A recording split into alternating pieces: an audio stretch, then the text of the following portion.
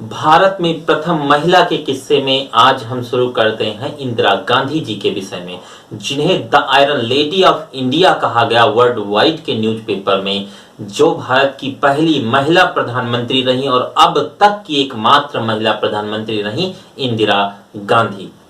इनको गुरुदेव रविंद्रनाथ टैगोर ने प्रियदर्शनी नाम दिया था इंदिरा गांधी जी को। इन्होंने लगातार 3 बार प्रधानमंत्री का पद सुशोभित किया।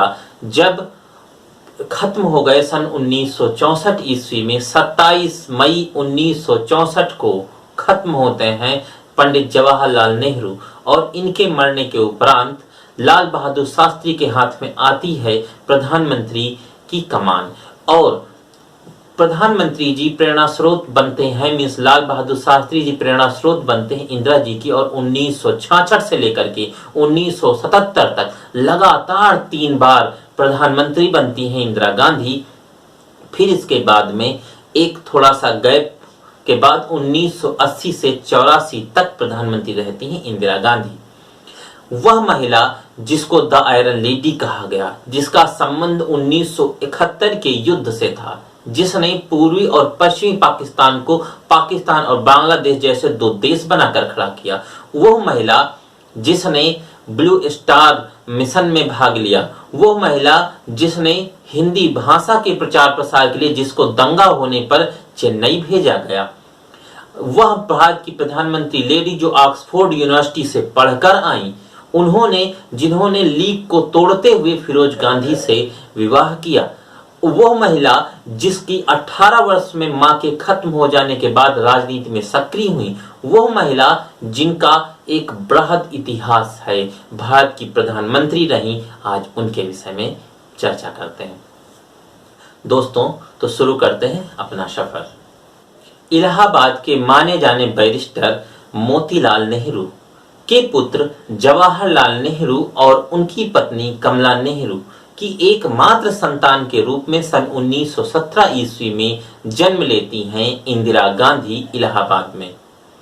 इसके बाद इनका पूरा सफर 31 अक्टूबर सन 1984 तक जीवन का चलता है, और इनका पल्लवित और पुष्पित हो रहा पुष्प इनके जीवन का एकाएक मुरझा के नहीं गिरता, अपितु डाली से तोड़कर गिरा दिया जाता है। और जो 2 लोग इनकी राजनीतिक हत्या होती है प्रधानमंत्री रहते हुए, और जिन 2 लोगों ने मारा था, उनका नाम था सतवंत सिंह और बेअंत सिंह। ये दोनों लोग इनके अंगरक्षक रहे और इनकी मृत्यु 1984 में हुई। अब बात करते हैं इनके अन्य करियर पर। इन्होंने सन 1942 ईस्वी में फिरोज गांधी से विवाह किया, जो इनके साथ इनसे पहले इनसे दिल्ली में परिचय भी था, और ऑक्सफोर्ड यूनिवर्सिटी में जब ये पढ़ रही थी उस जमाने में भी इनकी अक्सर मुलाकात हो जाया करती थी फिरोज गांधी से।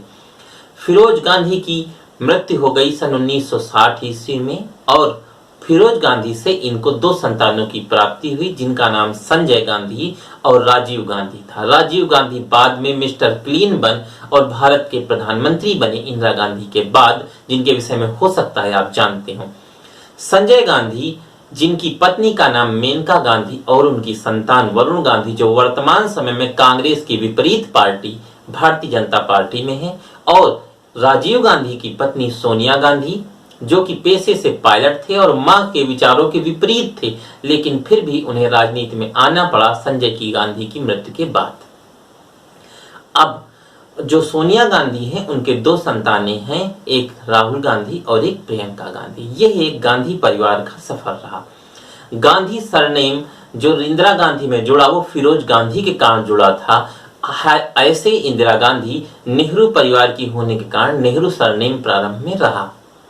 अब प्रियदर्शनी, जैसा हम पहले भी बता चुके हैं, प्रियदर्शनी इंदिरा जी का जो नाम था वो दिया था गुरुदेव रविंद्रनाथ टैगोर ने। यह सन 1959 ईस्वी से कार्यरत होती हैं इंदिरा गांधी, और 1966 में जाकर प्रधानमंत्री का पद पर आसीन होती हैं।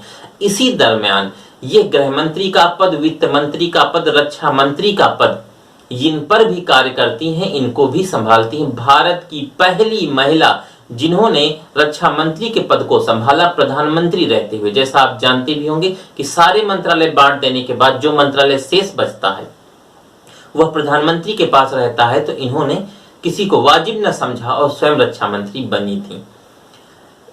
यह इनके जीवन की एक छोटी सी झलक। हम यदि बात करें इंदिरा जी के प्रारंभिक करियर पर, तो सन 1934-35 के लगभग अपनी प्रारंभिक शिक्षा पूर्ण करने के बाद इंदिरा जी शांति निकेतन पहुंची, गुरुदेव रविन्द्रनाथ टैगोर के शांति निकेतन में।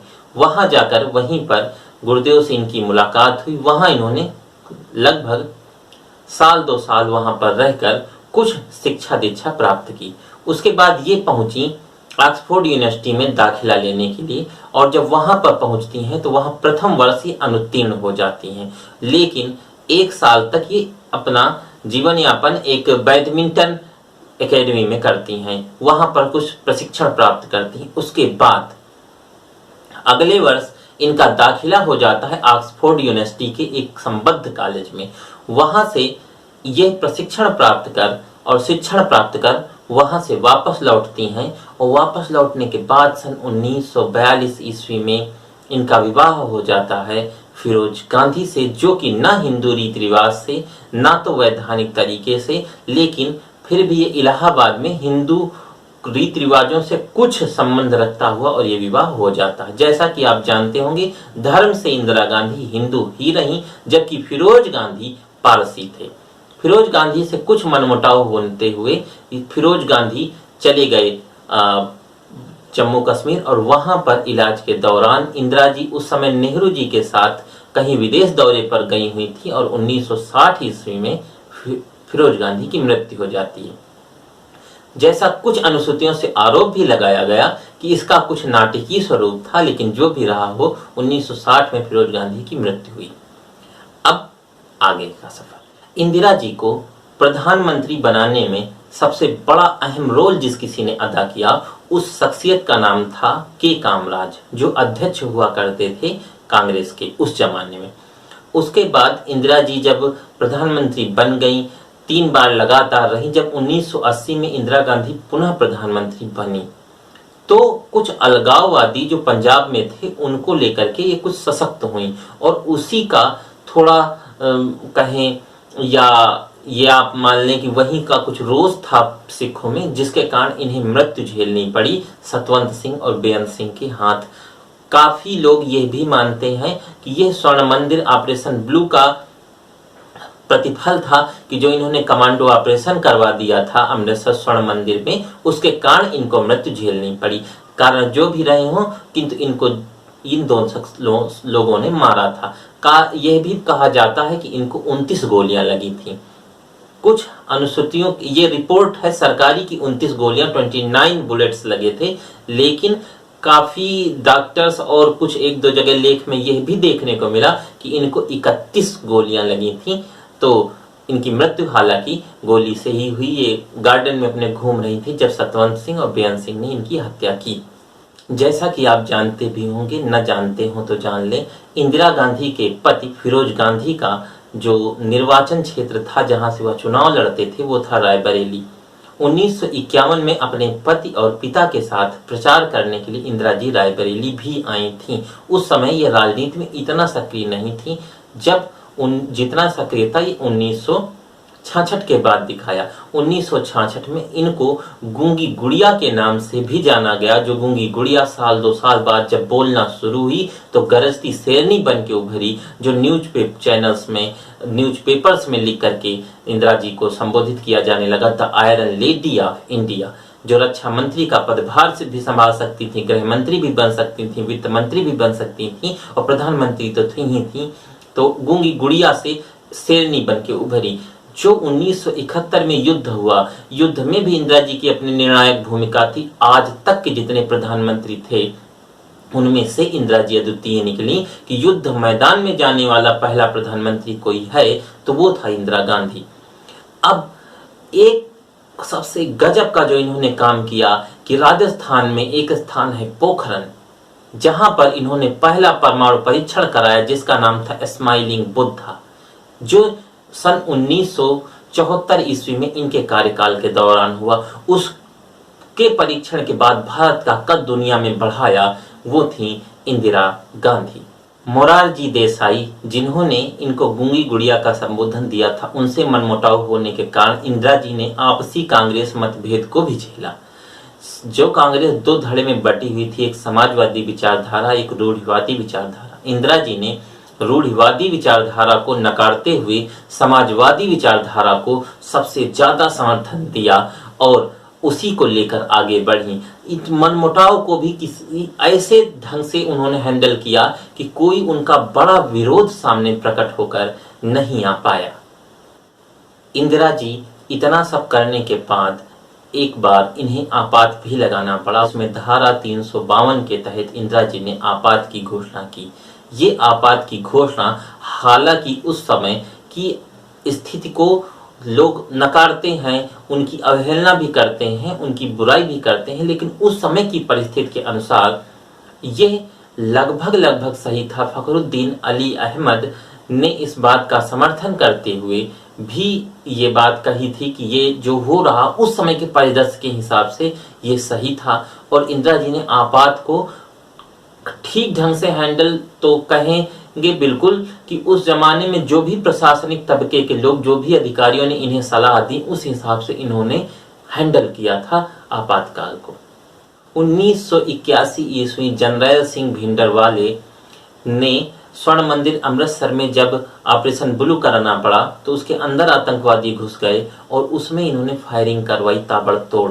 सरकारी रिकॉर्ड के अनुसार इसमें कुल 32 लोगों की मौत हुई थी, जबकि अन्य पेपर, न्यूज चैनल तथा लोगों के अनुसार लगभग 3000 से ज्यादा लोग मार दिए गए, जिसमें कि सिखों में एक आक्रोश अजीब सा जन्मा, जिसको इनके मृत्यु के रूप में परोसा गया और इन्हें मृत्यु झेलनी पड़ी। इंदिरा जी की मृत्यु के बाद इंदिरा जी का सफर 1984 में समाप्त हुआ। फिर इनके पुत्र का सफर शुरू हुआ, जिनकी राजनीतिक हत्या लिट्टे ग्रुप, जिसका संबंध दक्षिण भारत के तमिलनाडु तथा श्रीलंका से माना जाता था, उस क्षेत्र में लिट्टे का एक अपना प्रभाव था, जिसने इनकी भी राजनीतिक हत्या कर दी। एक ही पिता माँ और पुत्र की हत्या राजनीतिक स्वरूप में हुई, जो एक अनसुलझी सी बात तो नहीं, इसे बाद में लिट्टे को सुलझा भी लिया गया, उनको लोगों को मार भी दिया गया कुछ लोगों को, और बाद में जिनको सजा हुई उन्हें कांग्रेस की जो अध्यक्षा सोनिया गांधी और राहुल गांधी, उन्होंने क्षमा भी कर दिया वोट बैंक को देखते हुए। लेकिन फिर भी ये अपूर्णीय क्षति थी कि लाल बहादुर शास्त्री जी की नाटकीय स्वरूप से हत्या हुई, इंदिरा गांधी जी की हत्या हुई, राजीव गांधी की हत्या हुई। तो ये जो हत्याएं प्रधानमंत्रियों की हुई, इसमें कहीं ना कहीं भारत को एक कौंध सी हो जाती है। हमारे प्रधानमंत्री नरेंद्र मोदी जी भी आतंकवादियों की लिस्ट में टॉप पर हैं, तो इसलिए इनको भी सिक्योरिटी है। पंजाब में अभी आपने देखा होगा कि हालिया में इनकी सुरक्षा को लेकर हुई चूक पर भी काफी प्रश्न खड़े किए गए, क्योंकि हमने कई प्रधानमंत्री इतिहास में खोए हैं, और जो प्रधानमंत्री खोए हैं, देखिए ये जो क्षति होती है, भले ही राजनीतिक हत्या हो, हमारा भले ही किसी से मतभेद हो, लेकिन फिर भी राष्ट्र है। अटल जी ने कहा था हम रहे न रहे, ये राष्ट्र रहना चाहिए। तो कोई भी मतभेद हो, किसी भी पार्टी का कोई भी हो, प्रधानमंत्री जो होता है वो हमारा अपना होता है, और इस देश की कार्यपालिका का वास्तविक प्रमुख होने के नाते एक मजबूत कड़ी होता है। उसका कमजोर होना वैश्विक स्तर पर हमारे लिए नुकसानदेह है। तो ये रही आज की हमारी थोड़ी सी की गई एनालिसिस में इंदिरा जी पर, जो भारत की पहली महिला प्रधानमंत्री थी। आपको यदि ये सीरीज अच्छी लगी हो तो लाइक करें और हमें अपने सुझाव कमेंट में प्रेषित कर सकते हैं। धन्यवाद, नमस्कार।